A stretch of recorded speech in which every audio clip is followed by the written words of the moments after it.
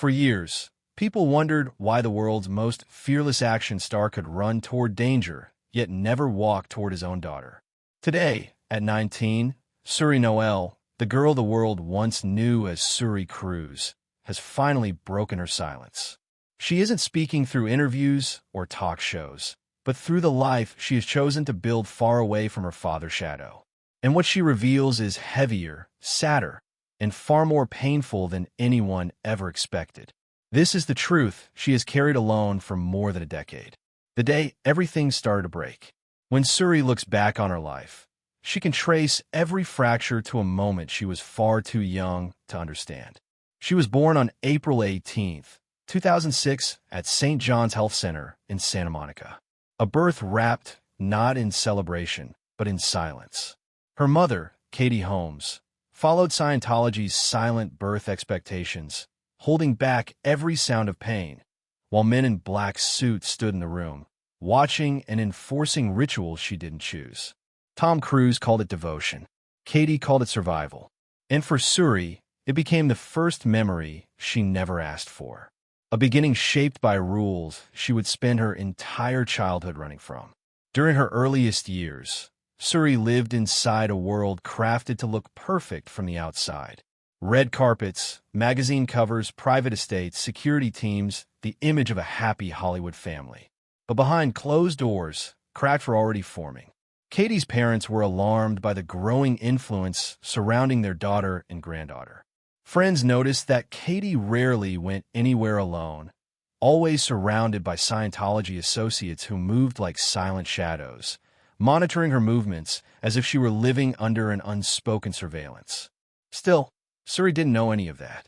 What she knew were footsteps in the hallway, movie nights with her parents, warm arms lifting her up, and a father who seemed larger than life. But when she turned 6, the footsteps stopped. The house went quiet, and the man who once held her hand on the streets of New York suddenly disappeared from her daily life. June 2012 became the year everything changed.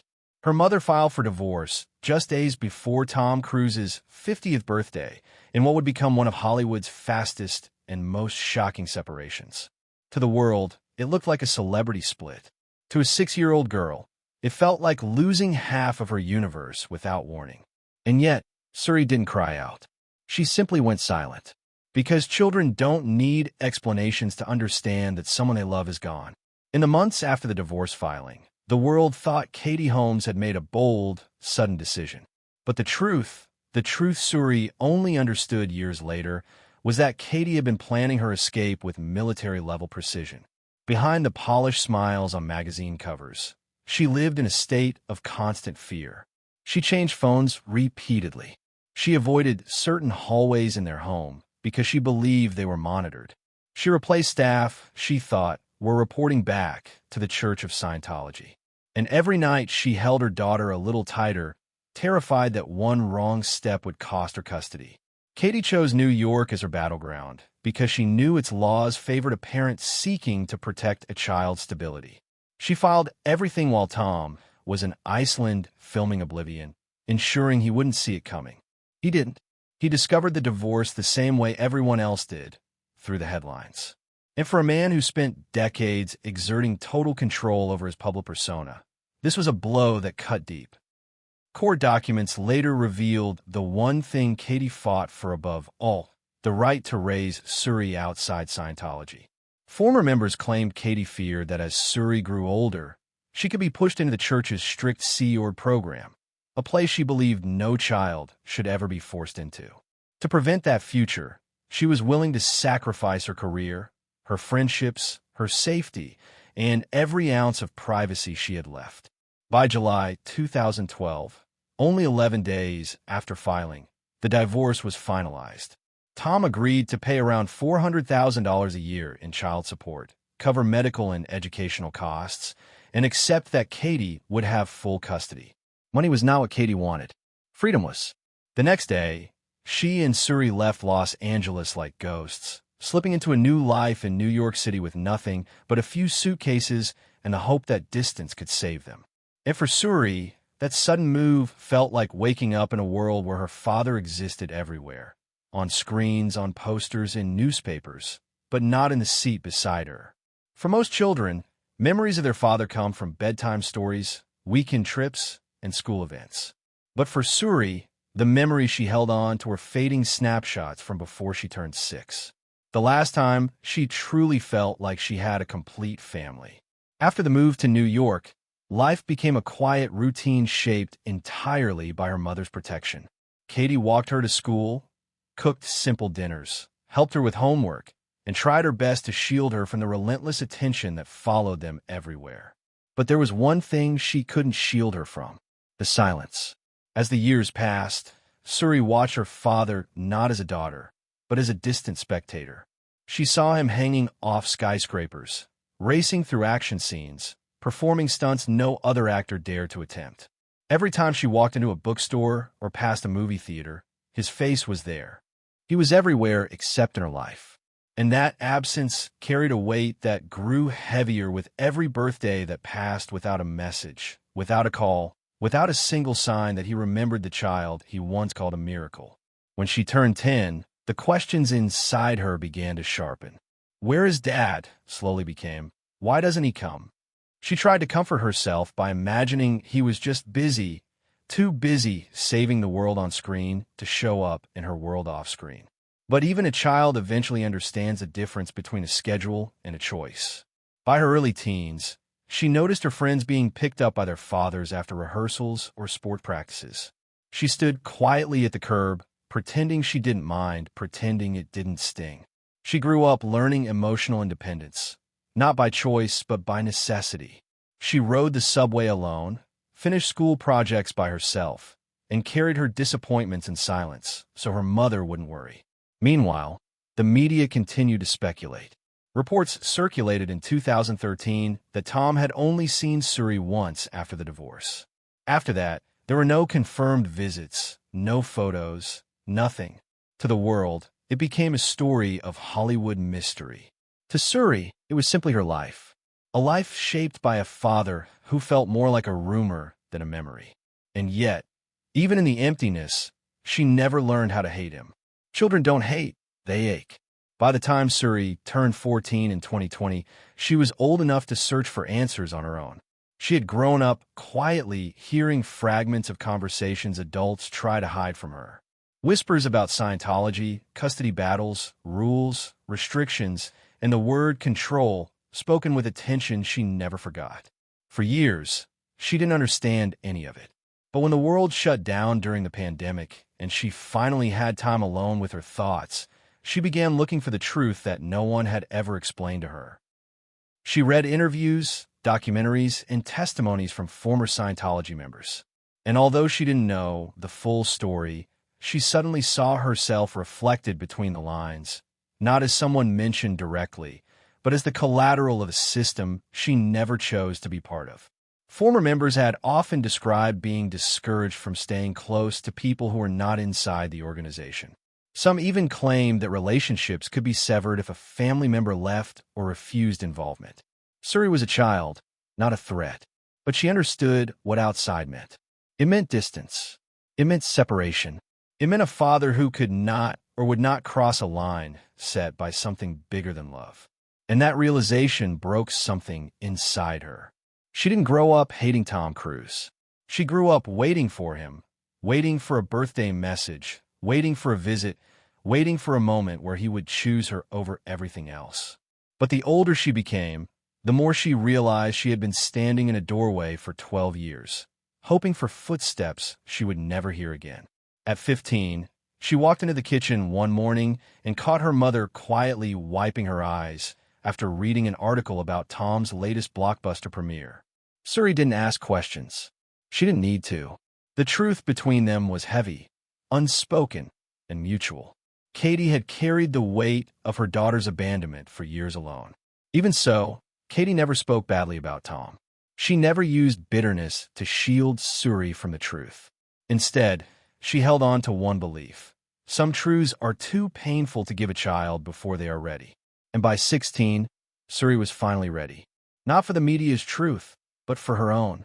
Turning 18 in April 2024 was not just a birthday for Suri. It was a breaking point. It was the moment the law finally recognized her as someone who could make her own decisions, speak her own truth, and define her identity without permission from anyone, including the man whose last name she had carried her entire life. In the weeks leading up to her birthday, she worked on her college application essays, pouring years of silence into sentences that shook even the admissions board. She wrote, "Sometimes we don't grow up with love. We grow up with the space that love leaves behind." It was the first time she had ever said, even privately, what she had felt since she was 6. She didn't mention her father by name. She didn't need to. The entire world knew who she meant. And yet, for the first time, the story belonged to her and not to the headlines. While other teenagers celebrated their 18th birthdays with parties, Suri spent hers staring at her reflection in the mirror, seeing a young woman who had spent half her life grieving someone who was still alive. She realized she no longer needed to wait for a phone call that never came, a hug that never arrived, or an explanation that would never be offered. That was the day she made a quiet, powerful decision. She would no longer carry the burden of being Tom Cruise's daughter. On May 17th, 2024, she signed the paperwork to change her name to Suri Noel Holmes, choosing her mother's middle name as a tribute to the woman who had carried her through a storm alone. She didn't cry. She expected to. Instead, she felt relief. The kind of relief that comes when a person finally stops holding on to a thread that has only caused pain. Turning 18 in April 2024 was not just a birthday for Suri. It was a breaking point.